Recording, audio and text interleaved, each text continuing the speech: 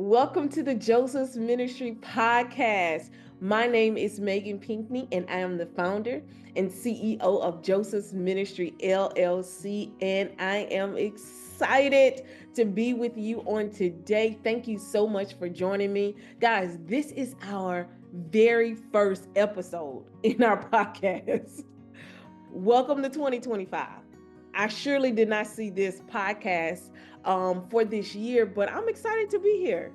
I'm excited to embark on this journey with you guys. But what really got me is when we announced that we were going to be hosting a podcast, so many of you reached out to us saying that you and too were excited about this journey. So that made me even more excited because we're doing this not because we have nothing else to do, but we're doing this for you. We're doing this for our clients so they can get to know more about myself and my journey to entrepreneurship, how we got here to 10 years as an entrepreneur, as a publisher, as a consultant, but also so that you guys can learn more about the services that we provide, which are book publishing, website design services, and business startup. We're going to be talking about so much in this podcast, but today, I just wanted to share a little bit about my journey. How did we get here? 10 years. How did we get to where we are today? A lot of people have a lot of misconceptions about entrepreneurship and what that looks like. And I believe that everybody's journey is different. But I want to tell the story from my point of view. And I think you'll be surprised because I surely am. So for me, I'm a young girl from Southern Louisiana. Didn't know anybody that was an entrepreneur. Didn't know anybody in my immediate family, close family, friends who owned a business or anything. But what I can tell you is when I was a younger girl, I would have dreams about me being a businesswoman. And I knew at some form of fashion, somewhere down the line, that I would own a business. But in my dreams, all I saw was me. This is a true story. And I watched a lot of movies. All I saw was, and what I thought business, being in business is I'm walking into this, 30-story building. After my vehicle dropped me off at the front, and someone will open the door. Good morning, Miss Pinkney, and I would walk in. I'll say good morning. Then they'll meet me at the front desk. Good morning, Miss Pinkney, and I would say good morning. Then they would open the elevator for me and they would say, good morning, Miss Pinkney. And I would say, good morning. Then I would go up the elevator to my office where people would continue to do the same until I go into my big old office, skyline, windows everywhere, beautiful view. That's what I envisioned. Yeah, that was entrepreneurship for me all day, baby. You couldn't tell me otherwise. Man, when I tell you I was so wrong, it's work. Entrepreneurship equals work. No one taught me that. I didn't have a business coach. I didn't have anybody to encourage me or tell me otherwise. And maybe you're listening and you're watching this and you say, hey, I thought the same, and that's okay. That's why I am here to tell you realistically what that journey could look like for you. But for me, growing up, Southern Louisiana, I graduated from an HBCU with a civil engineering degree. So I didn't even go to school initially for business. So I got my engineering degree and I moved away from family and friends. And later, even while working full time, I then began to go back to school to get my master's in business administration. And I learned a little bit more about the ins and outs of business, but still, that did not prepare me for being an entrepreneur. So I have my engineering degree, I have my master's in business, and along that journey, still working full time, and that's something to talk about because I know a lot of people always want to quit their 9 to 5 and just go full time, and that's no problem with that. A lot of people do it, but until you really know how you gonna make money, and you've proven that process, and you actually have made some money, enough money to pay your bills and live on, you might want to pump your brakes and continue to work your 9 to 5. Even to this day, 10 years later with Joseph's Ministry, I work a 9 to 5 job. My team, they work. Okay. And the beauty of it is, so many people don't know that. They assume that I'm a full-time entrepreneur, but I'm not. So, don't let anybody make you feel some type of way, if you're still working your full-time job during the day, and you're doing your business in the evenings or at night. I mean, I do that. I've been doing that for over 10 years, and it has worked for me. So I use it for my benefit, though. The things that I've learned at my 9 to 5, I bring it to my business. Things I've learned from my business, I bring it to my 9 to 5. So they don't contradict each other. They work for me. So you got to make it work, regardless of what field that you're working in. You got to make it work for you. So working full time, went back to school to get my master's, and I began to start writing, and I became an author, and didn't see that coming either. Years later, now an author of 6 books, Amazon best-selling books. I've won Reader's Choice Awards. I've been or had the opportunity to be a speaker on an author's cruise. I've had so many amazing and very unique opportunities with just saying yes to writing a book. And that's kind of going to play into how Joseph's Ministry got started. When I released my very first book, not knowing anything about anything, literally, I can remember I lived in Houston at the time, and I was walking into work, okay, early morning, walking into work, and all of a sudden the thought came to me, hey, you need to write a book. And in my mind was, I'm not Oprah. That was my first thought. But I'm not Oprah. Because in my mind, the only people who like write books and they're successful is Oprah. People like Oprah, right? But I was wrong. And I began to write and do it anyway. I did it scared. I did it, and I moved forward without even knowing what that was going to be. What part of my life, just saying yes at that moment to one book, and how many doors opened just by that. I have a business now because I said yes to writing a book. I've had so many opportunities. I've had opportunities to go on book tours at military bases. Y'all, I can tell you so many unique stories that I've had just because I said yes to writing a book. Okay. After writing the book, so many people were excited, friends and family, and they would reach out to me. People would reach out to me, and they would say, Meagan, help me. And I would be like, no. Y'all, we're going to have fun on this podcast. I would say no. And I wouldn't say no just, directly like that, but I would be like, oh, yeah, contact me, email me, call me.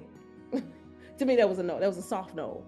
But I was like, no. And I would say no, not because I didn't want to help them. I would say no because I didn't know how to help them.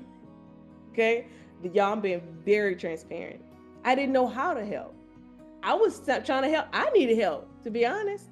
I didn't know how to do it. I didn't know. I was still fumbling and, bumbling and bumping my head. And, I didn't know the process, the ins and outs of book publishing at that time.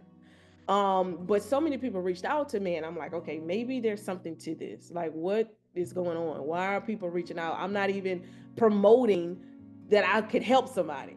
So that was another weird thing to me. But this is a key for those who are in a situation where you're just doing your thing. You're just in your lane, minding your business. And all of a sudden, people are coming to you, asking you for advice, asking you to help them. Take note of that. Because again, that's how we got started. Because somebody came to me and said, can you help me? And I had a decision to make at that moment. Do I help them? Or do I not? And continue to go along this journey, this new journey that I've recently embarked on becoming an author myself. That's the decision. So after about 2 years, y'all, yeah, real true, 2 years, this one particular person, I'm not gonna say names, one particular person just reached out to me back to back to back for like 2 years. This is not a proud moment. Okay, she reached out to me, and one day I just woke up and was like, you know what, I need to help her. I need to see what does she want, what does she want me to do. So by this time, I'm on my second book. I published it myself, and I'm learning the ins and outs a little bit more. So I told her, I said, hey, set up a call and we'll walk through some book coaching. So this particular person was my first book coaching client. And she didn't know it at the time that I had never done it before. I put together some type of, playbook, if you will, and say, okay, this is what we're going to do. We're going to have 3 sessions, and then I'm going to ask her this, and then she's going to do this. And I just wrote down the process real quick. I mean, no help. I didn't Google anything. If it's going to be unique, this is what it's going to be. Okay. And we walked through the sessions, and she's like, okay, this is awesome. Okay, now I want to publish a book. And I'm like, dang, okay. Have never done it in that way for anybody else. I had only done it for me. Okay. So I was like, okay, this is too much pressure. But I was like, you know what? Okay, cool. This is how much it's gonna be, and we'll walk through the process. She's like, bet, cool. She became my first client. Literally right after she said yes, somebody else came. Right after that person came, somebody else came. And literally it's been like that for over 10 years. And I can't take credit for it. I can't take credit for it. I can't say because I'm so good at what I do, or I'm just so smart. And just people just, love me and they just want to work with me. That is not the truth. This company started, one, yes, because of my decision, but also because it was something that I believe that the Holy Spirit told me to start. This is indeed a Christian-based company. Literally in 2014, minding my business, I woke up around 2, 3 in the morning, which is not uncommon. I got up to pray, and while I was praying, not praying for anything in particular, all of a sudden I felt the Holy Spirit was telling me to start a kingdom business. He did not tell me what the kingdom business was going to be about or any details, but I said yes at that moment. And I asked, what was going to be the name of the company? I could have asked so many other questions, but that was my first question. What's going to be the name? And the first thing that came to my mind was Joseph. Joseph in the Bible, had God used this person, this man, to actually save a nation, to further pursue and further push God's agenda in the earth. And that's what I fully, wholeheartedly believe that Joseph's ministry does. We get people to the next level without even being deep, without even being complicated. We get people to the next level. So if God leads you to Joseph's ministry, that's what's going to happen. In whatever form or fashion, that's what we're called to do. And that's what we've been doing successfully for the last 10 years plus. I can't tell you, I can tell you how much we spent on marketing. It will probably be $0. That's right. $0. It has been 99.99999 whatever percent of word of mouth. The Lord will send people to us. We don't have to pursue. We don't have to do any of that. The Lord has sent people. We have grown. And again, these are tips, and I'm sharing these little nuggets as I shared the story of how we got on this journey to entrepreneurship. But as I begin to grow the business and define what services we wanted to provide, for me, it was a little bit like, okay, I've done book publishing, check.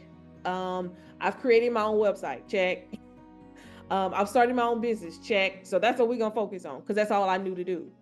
Okay. So again, not trying to make it too deep, not trying to make it too complicated. That's what I That's the lane. That's Joseph's Ministries lane. Whatever I've done for my own personal life, I can do it for somebody else. At this point, I'm comfortable with that. When I first got started, I'm telling you, was not comfortable. That first client, 2 years, I did. Here's the thing, and it's scary. 2 years, I delayed her from moving to her next level because I didn't say yes. So I take it personal, and I take it seriously when people have the decision to make. Of course, we all do, to say yes or no for their calling, because somebody, whether you know it or not, whether you realize it or not, somebody is being affected. When I said yes and I decided to move forward with her and publish her book, she went to, like, literally, we published it, and she ended up having to go to an event where she was selling her book. She was just a vendor. She ended up having an opportunity to speak spontaneously at this event and ended up selling like 40 books on the fly. No promotion, no whatever. So I not only delayed her, I delayed the people that were going to read the book. It goes so much deeper than you saying, oh, I don't feel like doing that. Oh, I don't know how to do that. Oh, I'm not smart enough. Oh, I'm not comfortable enough. Y'all, I've had all of those feelings. I've had all of those thoughts. But now, again, after 10 years, I'm so conscious, and I'm so grateful that God continues to still bless Joseph's ministry in the way that it does, in the way that he does, because he knows now that I say, hey, I'm very conscious of this. I'm very serious about our purpose and our calling. So that's the foundation of Joseph's ministry. And if you're on the entrepreneur journey and you just like, you know what, you may look at us, you may look at me, it's like, man, she got it all together. I don't. Let's knock that out. I don't. Every day is a new day. Every client, every project is different, but we're staying in our lane. I have taken on projects and clients that were saying, hey, can you do such and such? That was a little bit out of our lane. When I tell you that was the hardest thing ever, because there's a grace. It comes at ease when you find your niche, when you find your lane and you stick to it. There's a grace and an ease to it. So that's another thing that I will tell people. Hey, whatever you do, I don't care if anybody just throws money at you. When you find your lane, stick to that. The people will come. Okay, that's it. The people will come, but you got to figure out what your lane is. And I believe we've done that relatively well over these years to stay in our lane, and I'm okay with that. I'm not missing anything. Okay, fear of missing out is a real thing, but we're not missing anything. Okay, we've perfected the process, myself and my team. I've grown over the years to have a team of people. I've had to learn how to hire people, and at the same time I've had to learn how to let people go. We do payroll. We got to believe God for payroll. We have a grant foundation. We give money away because out of the generosity of my heart. Because I tell you another fact, however you are in your personal life is how you're going to be in your business dealings. And I can probably go on a whole nother 30 minutes talking about that. Okay. But we have a grant foundation. Every quarter we give money away to Christ-centered organizations to help them get to their next level. We're not at no strings attached. I'm not asking for anything. It's just to keep doing what you're doing.